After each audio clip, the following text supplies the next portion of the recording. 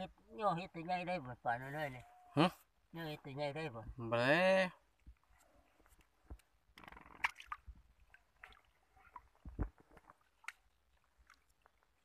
มีถ่ายใกล้เอานะ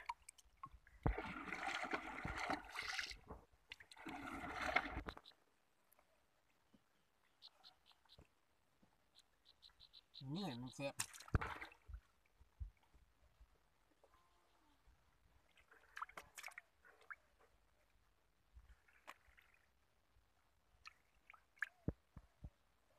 30 ปิด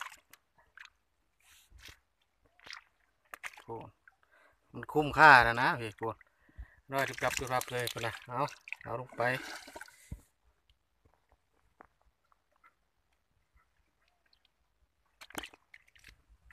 เต็มเข้ามาเองป่า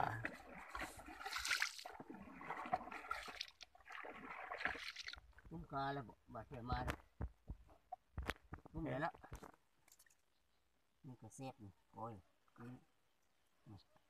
คอยเป็นโตเลยนะทุบ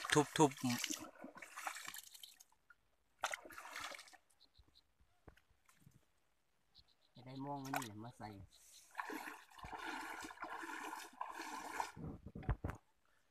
อันนั้นว่าอันยานบุคุ้มแห้งแท้นี่ให้เป็นพวงเลยครับ30 ปิด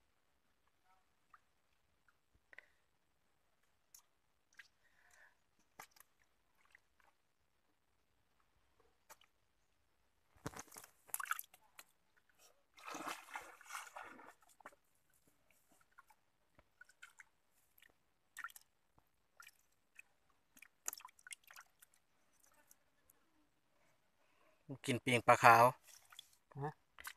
สับสิกินปีงปลาขาวนี่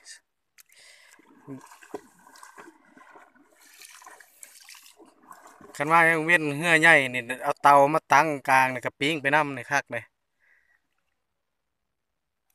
ครับน้ำผักกระดูกพร้อมแล้วก๋วยเตี๋ยวน้ำหัวก้อยแจ่วมากคักแน่นะเอาขึ้นมาแล้วกับปิ้งเลยเห็นว่าคือเข้าตึกย่ำแรงตึกอยู่ลำคลองเข้าเหื่อใหญ่กว่านี้ประมาณ3 คนแกงเบ็ดขึ้นมาแล้วกับผู้ปิ้งกับปิ้ง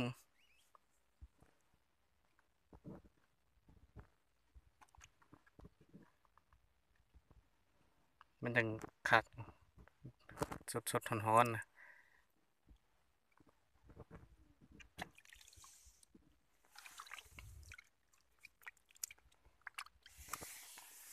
จะเต็มเหื่อนะปลานี่